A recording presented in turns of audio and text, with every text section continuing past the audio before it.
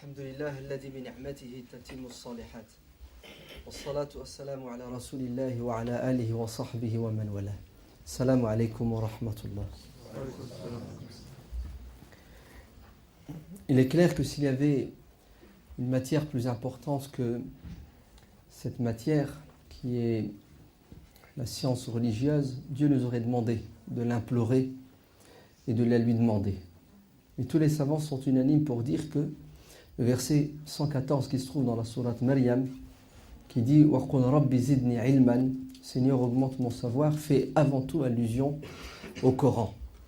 D'ailleurs, c'est le verset 114. Et le Coran, il fait de 114 sourates. Et si le musulman doit faire des efforts pour acquérir un savoir, c'est le savoir religieux avant tout. Car c'est ce savoir qui va le sauver sur terre et dans l'au-delà. Muawiyah ibn Abi Sufyan radiyallahu anhu rapporte les propos suivants du prophète sallallahu alayhi wa sallam qui sont dans le sahih de l'imam al-Bukhari. Le prophète sallallahu alayhi wa sallam a dit Man yuridillahu bihi khayran yufaqihu fid-din. Lorsque Dieu veut du bien de quelqu'un, lorsqu'il veut l'élever sur terre et dans l'au-delà, il lui facilite le chemin qui mène au savoir. Lequel? Le savoir religieux. Al-fiqhu fid-din. Pourquoi est-ce que la personne est considéré comme quelqu'un de choisi par Dieu? Parce que celui qui a al-ilmu fid-din, la science religieuse, aura automatiquement une lumière. Awaman kana mayyitan fa ahyaynahu. Il y a des gens qui sont morts intellectuellement et spirituellement. Et Dieu les ressuscite, il leur apporte la vie. Laquelle de vie? La vie spirituelle et intellectuelle, ici, elle est dépeinte comme étant une lumière. وَجَعَلْنَا لَهُ نُورًا. Une lumière qui lui permet يَمْشِي بِهِ بَيْنَ النَّاسِ, qui lui permet de vivre sur terre parmi les gens. En fait, qui lui permet de distinguer le bien du mal, le vrai du faux, et ça lui évite beaucoup de problèmes. C'est pour cela, Ashraful Ulum, la meilleure des sciences, comme le dit l'imam al-Ghazali dans son livre, La revivification des sciences religieuses, c'est la science qui nous rapproche de Dieu. Et ce qui est malheureux, c'est qu'aujourd'hui les musulmans font beaucoup d'efforts pour acquérir les sciences dites profanes, qui ont leur utilité, leur importance. Mais ils ne s'investissent pas avec autant de ferveur pour acquérir les sciences religieuses qui vont leur permettre de sauver leur peau sur terre et dans l'au-delà. La science religieuse aujourd'hui est considérée en premier lieu par les parents comme quelque chose de secondaire. La preuve, regardez. Les cours du samedi-dimanche dans les mosquées où nos enfants sont censés apprendre l'arabe, le Coran, l'éducation islamique. Certains parents ne voient pas du tout de scrupules, ils n'en ont pas, à ne pas envoyer leurs gosses le samedi après-midi sous prétexte qu'ils doivent faire des courses, ou le dimanche après-midi sous prétexte que l'enfant a un match de foot. Alors qu'ils ne feraient pas ça la semaine, quand il s'agit d'aller à l'école publique. Ce qui prouve qu'aux yeux des parents, cette science, l'apprentissage de la religion, est secondaire. Et demandez aux parents aujourd'hui quelles sont leurs ambitions vis-à-vis de leurs enfants. Ils vont dire « Ah, je voudrais qu'ils soient médecins, ingénieurs, je voudrais qu'ils soient enseignants. » C'est rare de trouver un parent qui voudrait que son fils ou sa fille soit imam, savant, quelqu'un de versé dans les sciences religieuses. Vous savez pourquoi? Parce qu'il va connaître l'échec social. Il ne va pas réussir dans la vie. Dans le meilleur des cas, il va toucher le SMIC durant toute sa vie jusqu'à sa mort. Et c'est exactement ce qui se passe dans la majorité, la plupart des pays musulmans. C'est une voie de garage, vous entendez? Les sciences religieuses ne mènent à rien aujourd'hui pour les musulmans. Et ça explique notre retard. Car nous, musulmans, nous sommes condamnés à rester dans cette situation tant qu'on n'aura pas décollé au niveau spirituel et religieux. C'est la base. Lorsque Dieu veut du bien d'une communauté, des individus de cette communauté, il leur facilite le chemin de la connaissance, de l'apprentissage, de la compréhension de la religion. Le khayr fi dunya wal akhirah, le bien, la réussite, ici-bas et dans l'au-delà, passe obligatoirement pour nous, musulmans, par l'acquisition du savoir religieux. C'est une vérité. Pourquoi ? Parce que si Dieu n'est pas avec nous, tous les êtres humains ont beau s'unir pour nous aider, ne pourront pas nous aider si Dieu ne le veut pas. C'est notre aqida, oui ou non ? C'est notre dogme, notre croyance. Et comment voulez-vous que Dieu soit avec nous alors qu'on ne le connaît même pas ? Alors que sa parole, entre elle et nous, il y a un mur qui s'appelle l'ignorance. Comment voulez-vous qu'on le craigne ? Alors que on l'ignore et on ignore ses commandements. Innama yakhshallaha min ibadihi al-ulama. Ceux qui sont le plus enclins à craindre Dieu parmi les êtres humains, ce sont ceux qui ont le savoir. Et le premier des savoirs que nous devons avoir, c'est le savoir religieux. Bref, je pense que je ne vais pas m'attarder sur cette première partie de mon intervention, parce que vous êtes conscients de la valeur et de l'importance de ce savoir religieux. Mais, faites attention, nous devons nous sacrifier encore plus et faire encore plus d'efforts. Et je vous invite, on va être concret, pragmatique, on ne va pas rester dans la théorie, on ne va pas rester dans l'abstrait. Alors je vous invite, vous êtes jeunes pour la plupart, d'après ce que je vois. Inch'Allah, dès maintenant, formulez une intention, qui est la suivante. Pour ceux qui ne sont pas mariés, de vous marier et de faire des enfants. Et ensuite, de choisir parmi vos enfants au minimum un au minimum. Et de l'offrir à Dieu. Comme Maryam a été offerte par sa mère. Inni wahabtu laka ma fi batni muharraran. Vous savez ce que ça veut dire ? Ça veut dire qu'à l'époque, en Andalousie musulmane, chaque famille musulmane consacrait un de ses enfants pour devenir imam, pour devenir savant, pour devenir prédicateur. Comme c'était le cas chez les chrétiens. Le premier était offert à l'église, le second à l'armée. Il faut que cette sunna qu'avaient nos ancêtres, nous la pratiquions. On fait des enfants et l'un de nos enfants, Inch'Allah, sera pour Dieu, pour la religion de Dieu. Comme ça, demain, quand on se retrouvera devant Dieu, on pourra être fier et dire « Ya Allah, j'ai fait quelque chose ». Même si moi, je n'ai pas pu, je ne savais pas, je n'avais pas les moyens, les compétences intellectuelles, mais regardez ce que j'ai fait. Vous m'avez entendu ? Vous m'avez compris ? Ayez l'intention, parce que même si vous n'y arrivez pas, Allah vous récompensera, parce que vous aviez eu une bonne intention. Alors imaginez-vous, dans 40 ans, si des milliers de musulmans en France pensent et agissent de cette manière. Qu'est-ce qui va se passer ? Vous savez ce qui va se passer ? On n'aura plus cette pénurie d'imams et de savants que nous avons aujourd'hui. Nous aurons des imams, des prédicateurs, des savants, des intellectuels musulmans du terroir, c'est-à-dire français, qui parlent français, qui ont la culture française et qui sont capables d'exposer cette religion en France aux musulmans et aux non-musulmans. Et là, on peut parler de quoi ? D'avenir pour cette communauté et cette religion, parce qu'elle sera portée par des gens qui à la fois maîtrisent les sciences religieuses et qui sont intégrés dans leur milieu. Car l'islam, ouvrez bien vos oreilles, ne peut pas perdurer dans un milieu s'il ne s'intègre pas à la culture de ce milieu. Et l'intégration passe par qui ? Par justement ceux qui portent ce message.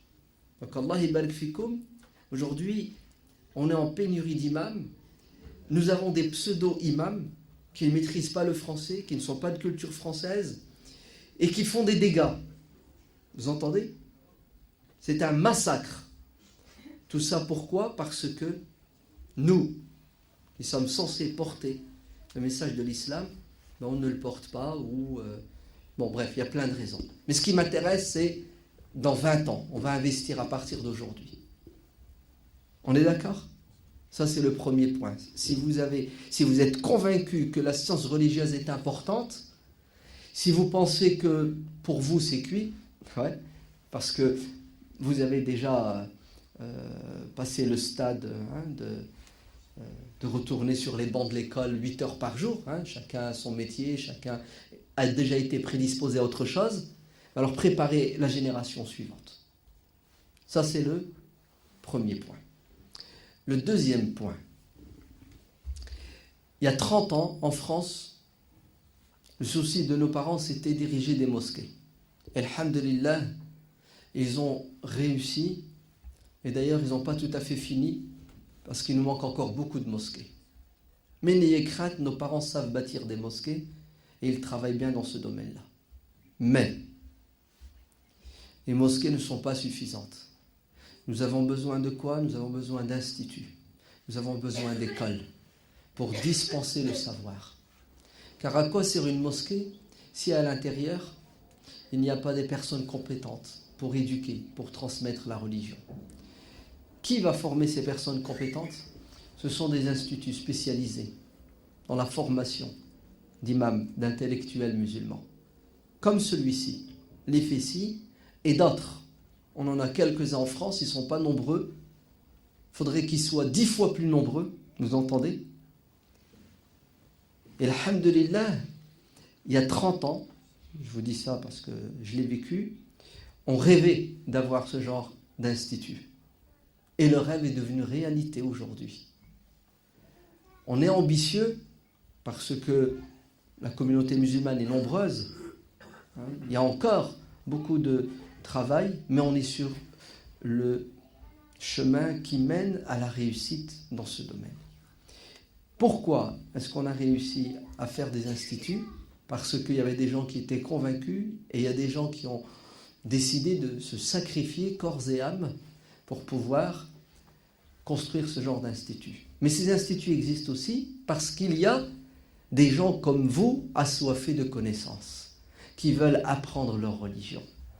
Alors, les instituts de formation ne pourront perdurer, ne pourront exister que si et seulement si il y a une jeunesse musulmane qui a pris conscience de la valeur et de l'importance du savoir et qui se sacrifie. Le week-end qui est fait pour se reposer, se détendre, s'amuser, pour vous, c'est un week-end de travail pour apprendre votre religion. Alors chapeau, je suis obligé de reconnaître la grandeur et la beauté de votre âme. Il y a 30 ans, les jeunes musulmans de France avaient un projet les week-ends, c'est de sortir en boîte. Les moyens de locomotion à l'époque n'étaient pas ceux d'aujourd'hui. Par exemple, chez nous, dans le Nord, la semaine, les jeunes musulmans préparaient leur sortie du samedi soir en Belgique. On est à la frontière belge. Les vraies boîtes de nuit, elles sont où? Elles sont à Bruxelles, à la rigueur Mons. Mais il faut y aller. Il n'y a pas de bus, il n'y a pas de train. Aujourd'hui, 30 ans plus tard, nous avons des jeunes de 20 ans, 25 ans, 30 ans, garçons et filles. Leur souci, c'est de s'inscrire, de donner de l'argent et tous les week-ends, pendant 8 heures, parfois 10 heures, vous entendez, du matin jusqu'au soir, qu'est-ce qu'ils font? Ils patientent pour apprendre. Vous êtes en train de reproduire l'exemple et le modèle de ce qu'on appelle les salaf salih, nos prédécesseurs pieux. Vous savez, quand on raconte des histoires de Barqiyo ibn Makhlad qui est parti de l'Andalousie jusqu'à Bagdad, l'histoire de l'imam al-Bukhari qui a fait toutes les capitales, l'histoire de l'imam al-Zamakhshari qui est allé jusqu'en Russie dans le froid pour apprendre. Plein d'histoires qui sont magnifiques, qui mettent en évidence et en exergue les sacrifices des jeunes musulmans de l'époque qui ont fait que aujourd'hui l'islam est encore présent. Croyez-moi que vous leur ressemblez. C'est vrai, avant ils avaient moins de moyens matériels. Aujourd'hui, Dieu nous a comblés de ses bienfaits. Tout est plus ou moins accessible. Mais si vous n'aviez pas la volonté, si vous n'aviez pas l'amour de la religion, Wallah, vous ne seriez pas ici. Je vais vous le dire autrement, si Dieu ne vous avait pas facilité l'inscription à l'IFESI ou ailleurs pour apprendre votre religion, vous ne seriez pas ici. C'est la preuve que Dieu vous aime. C'est la preuve que Dieu vous veut du bien. Vous entendez? Lorsque Dieu veut du bien de quelqu'un, il lui facilite l'inscription à l'IFESI pour apprendre les sciences religieuses. Ou ailleurs, peu importe. Il y en a qui vont dire il fait de la pub pour l'IFESI. Oui, et alors? Bien sûr, je vais faire de la pub pour tous les instituts qui dispensent le savoir islamique. Et gratuitement, fils abilillah. D'accord? Et s'il y en a un qui s'inscrit, n'ayez crainte. Si j'ai réussi à le convaincre, je suis gagnant au niveau hasanat. Et tout le bien qu'il fera grâce à ce qu'il apprendra ici, j'aurai ma part. Donc, bravo, continuez. Qu'Allah vous donne la force de tenir dans le temps. Car rien de plus dur si ce n'est que de faire peu dans le temps. Ça, c'était le deuxième point. Il faut vous sentir investi d'une mission et en même temps, soyez conscient que Dieu vous a offert un cadeau. Ne refusez pas le cadeau divin. Vous entendez? Ne refusez pas le cadeau divin. Remerciez Dieu en assumant votre responsabilité maintenant que vous êtes sur ce chemin-là, en apprenant votre religion pour devenir, Inch'Allah, et ça c'est le troisième point. Pourquoi est-ce que vous allez apprendre? Pourquoi est-ce que vous allez faire des efforts? Pourquoi est-ce que vous en faites? Pourquoi? La première raison, c'est parce que Dieu nous le demande. Vous entendez? Et on doit répondre aux injonctions divines. Comme Dieu nous a dit de faire la prière et de jeûner, il nous a dit d'apprendre la religion. D'ailleurs, il ne sied pas à un musulman d'adorer Dieu sans connaissance. On n'a pas le droit. Al-ilmu qabla al-amali. L'imam Bukhari, chapitre La science avant l'action. Celui qui adore Dieu sans savoir va peut-être s'éloigner de Dieu au lieu de se rapprocher de lui. Il va détruire au lieu de construire.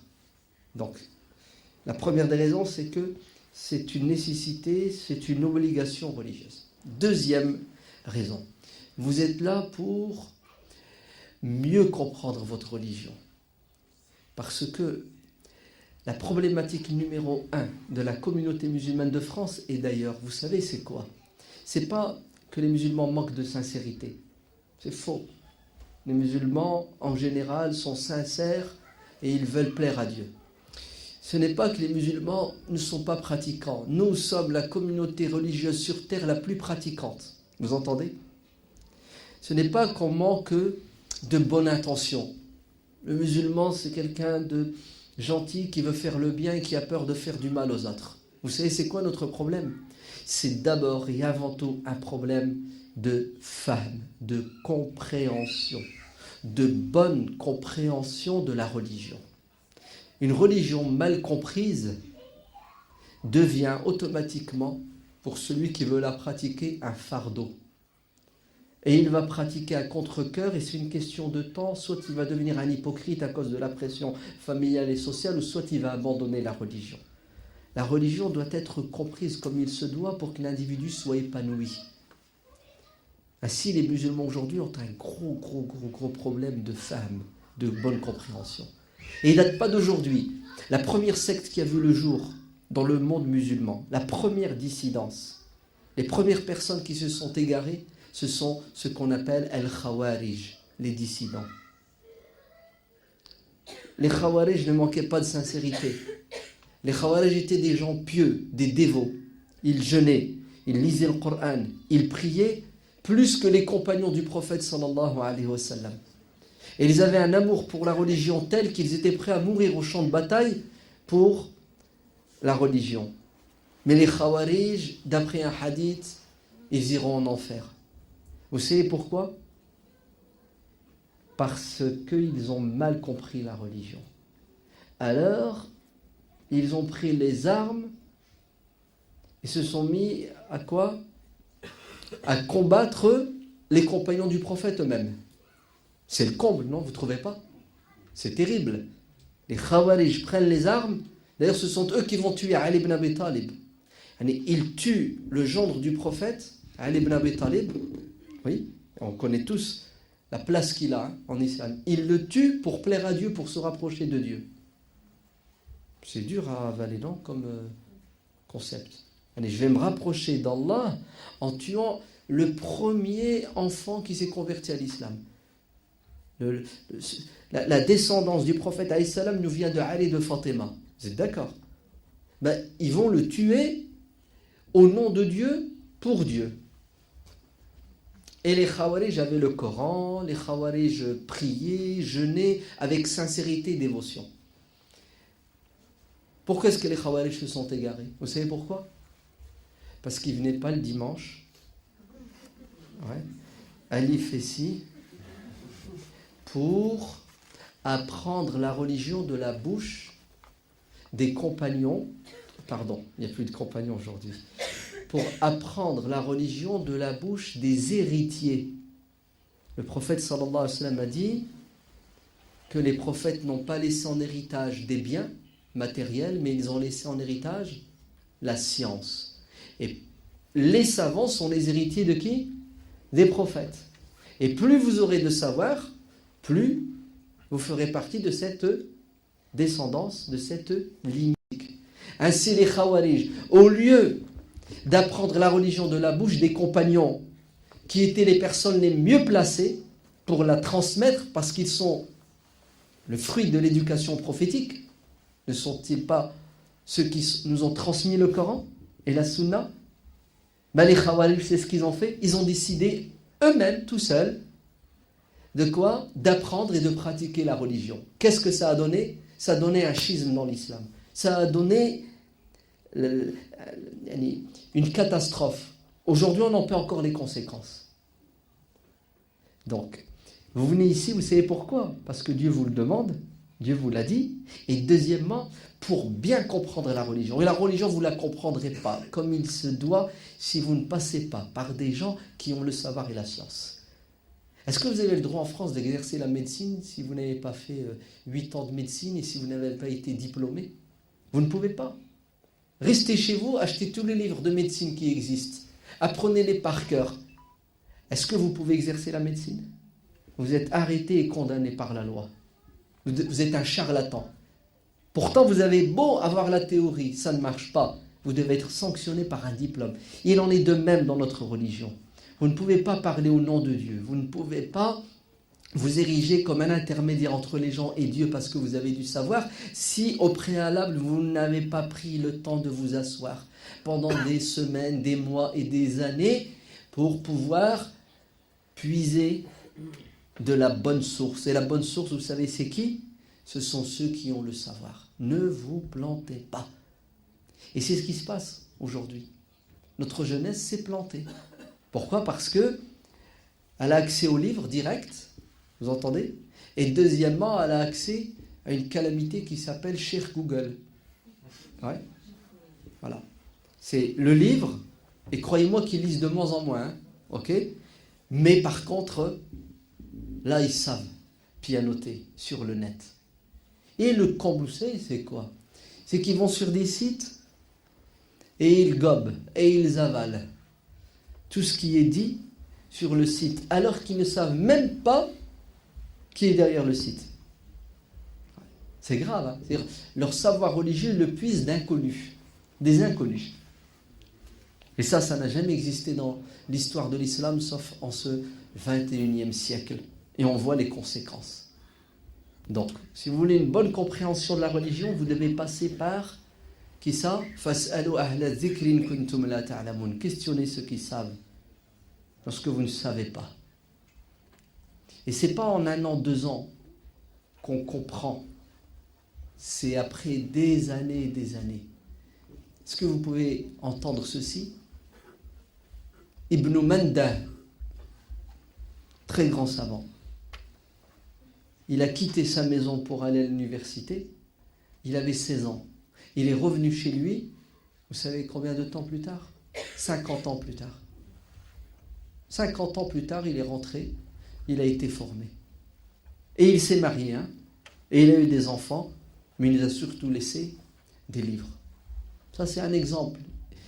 Nos anciens mettaient des années et des années, pourquoi? Pour s'imprégner, non pas uniquement du savoir du cheikh, du savant, mais aussi de son comportement, sa manière d'être, sa manière de pratiquer la religion.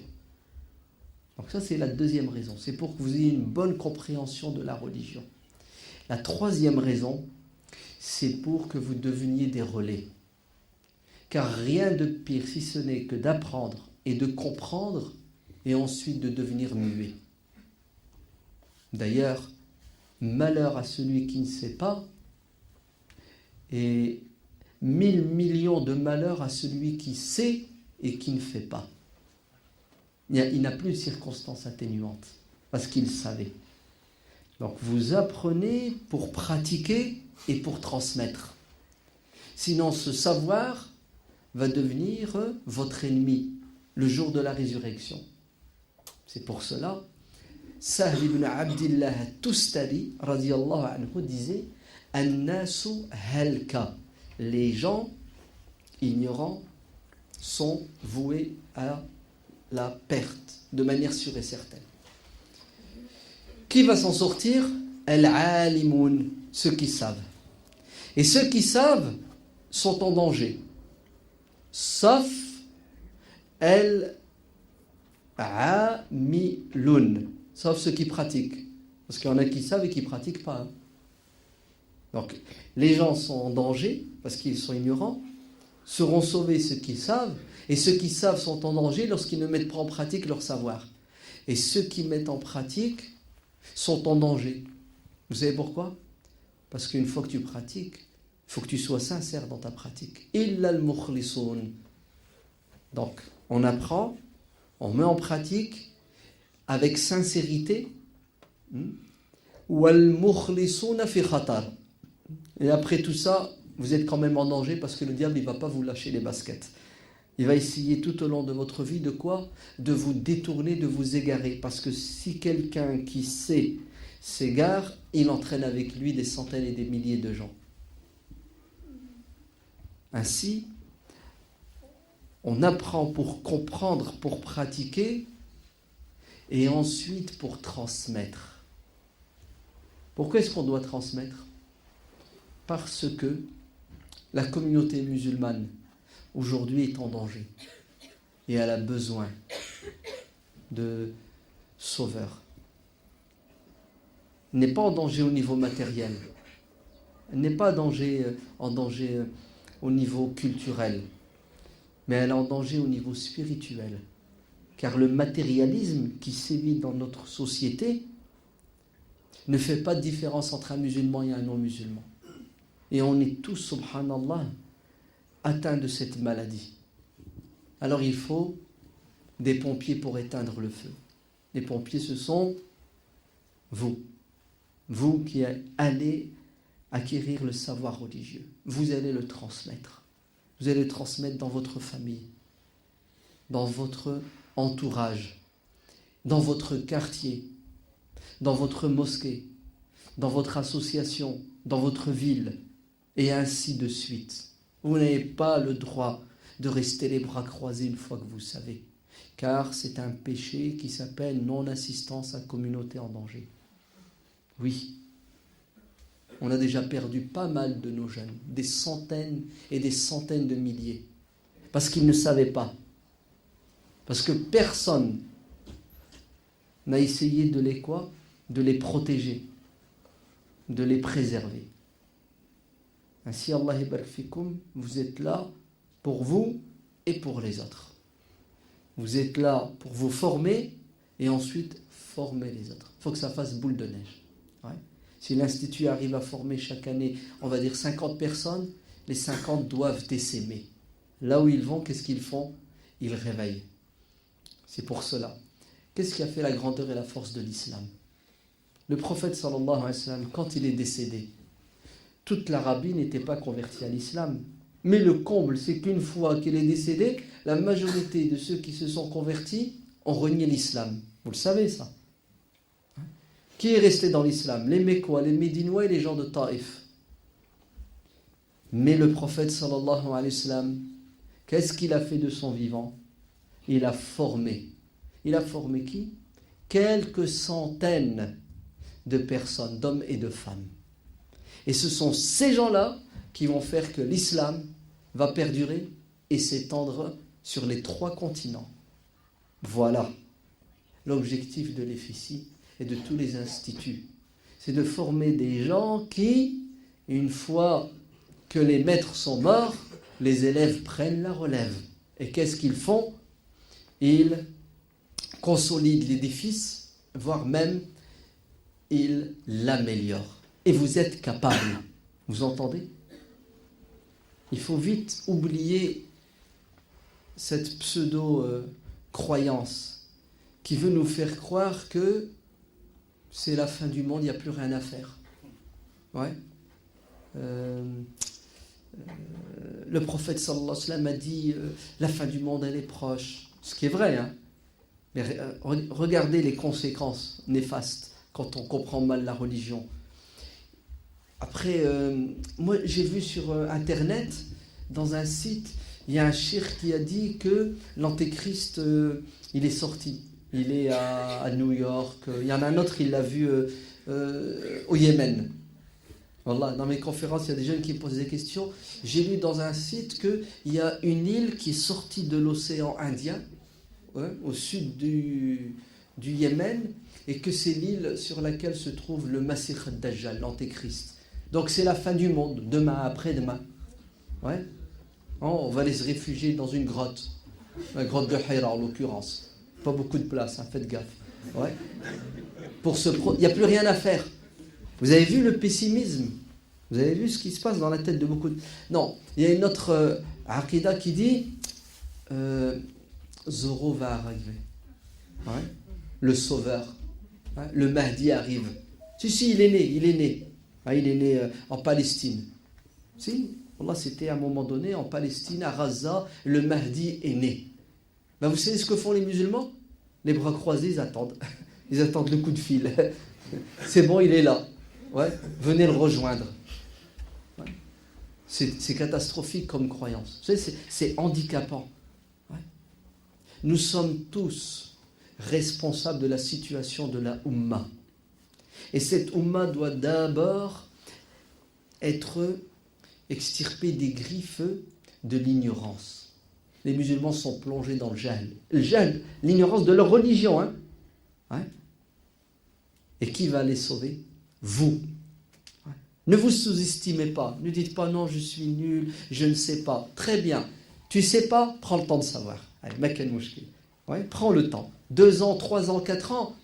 Mieux. Tu sais ce que je vais te dire? Ce que tu sais, ce que tu as appris, vite transmets-le. D'ailleurs, c'est la meilleure façon pour retenir.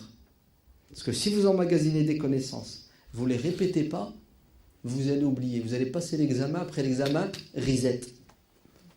Oui, c'est ce qui nous est arrivé hein, au collège, hein, au lycée. On apprend par cœur, dès qu'on a passé l'examen, on oublie. Si vous comportez de la même façon avec les sciences religieuses, c'est que vous n'avez rien compris. Vous devez apprendre, comprendre, pratiquer et transmettre en même temps. Tout ça de manière parallèle. Il y a des jeunes, parfois, ils me disent « Comment tu fais pour retenir toutes ces histoires ?» Je leur dis « C'est tout bête, c'est tout simple. Une fois que tu as lu l'histoire, tu attrapes un gosse de 5 ans, tu lui racontes. Même si tu dis n'importe quoi, il va pas le savoir. Après, tu te corriges. Tu attrapes un de 7 ans, tu lui racontes. Mais là, tu fais gaffe. Le mec, il commence à comprendre. Quand tu l'arrives au gosse de 15 ans, tu seras opérationnel. Ouais. Et c'est comme ça qu'on apprend. Là, c'est tout de suite en mettant en pratique ce que l'on sait. Et là, vous allez voir que dans 5-6 ans, Masha'Allah, vous allez apporter de la vie spirituelle dans votre entourage. En plus, ça vous servira rien qu'au niveau familial. Parce que vous allez vous marier, vous allez faire des gosses. Hein. Qui va transmettre à vos gosses le savoir si vous-même vous ne le faites pas? Donc vous m'entendez? Ok. Nous sommes tous responsables de la situation de la communauté de l'islam aujourd'hui. Et notre savoir a pour objectif de susciter en nous l'amour de la transmission du savoir. Ballighu anni walaw aya, dit le prophète alayhi salam, transmettez ne serait-ce qu'une notion. Aya, vous avez compris un verset du Coran, transmettez ce que vous savez. Wa fawqa kulli dhi ilmin alim. Au-dessus de chaque savant, il y a quoi? Quelqu'un de plus savant. Ensuite, Le quatrième point, c'est ça? Oui. Je suis au quatrième. Le quatrième point, il est fondamental et important.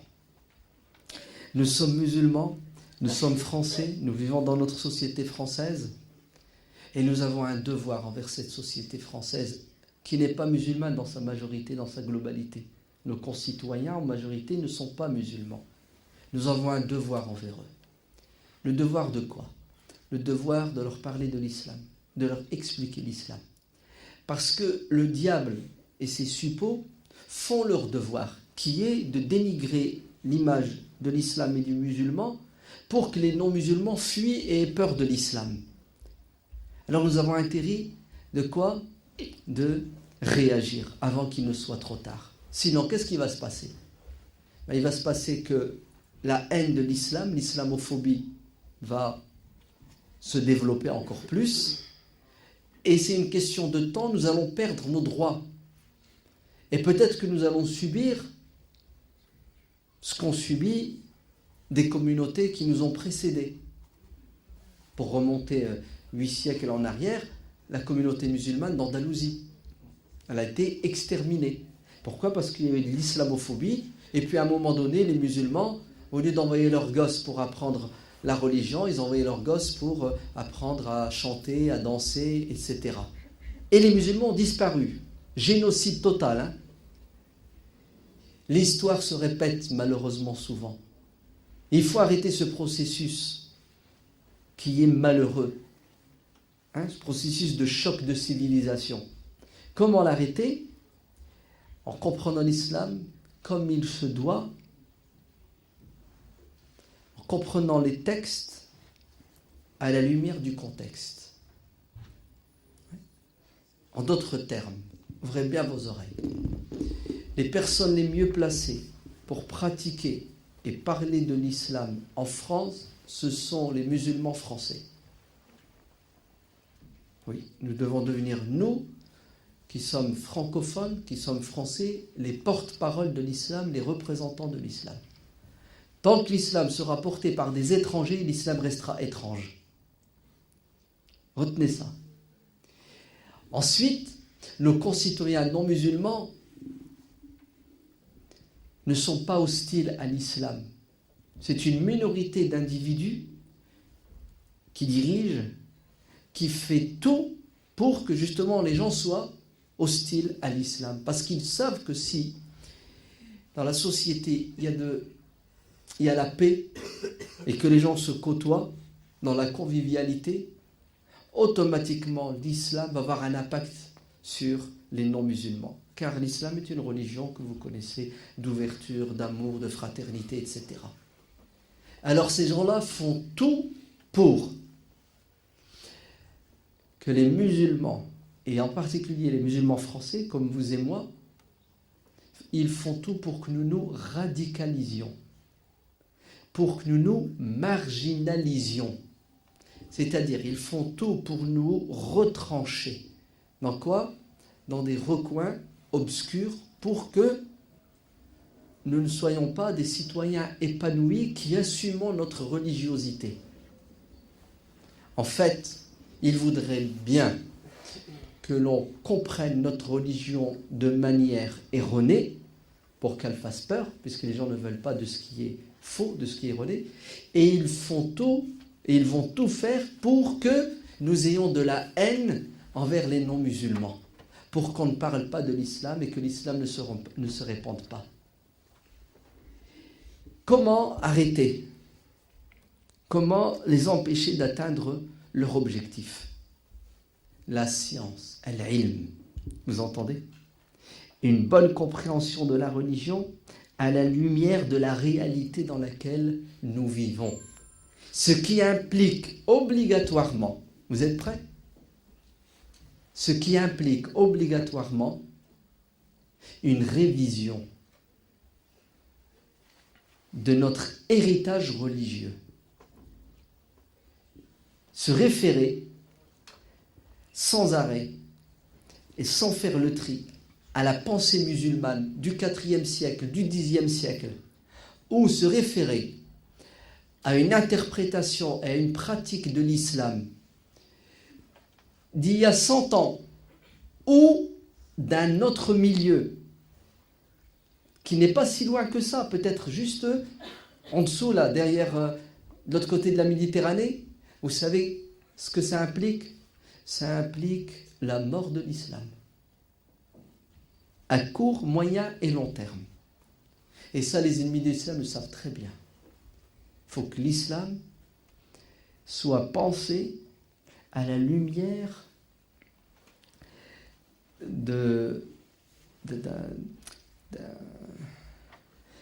à la lumière de tout ce qui est étrange au milieu dans lequel nous vivons. Alors on ne va pas tomber dans le piège. Qu'est-ce qu'on va faire? Non. Qu'est-ce qu'on va faire? On va étudier, on va bien comprendre notre religion et ensuite on va ouvrir le dialogue avec les musulmans et les non-musulmans. Et qui est capable de faire cela? Vous, Inch'Allah. Vous entendez?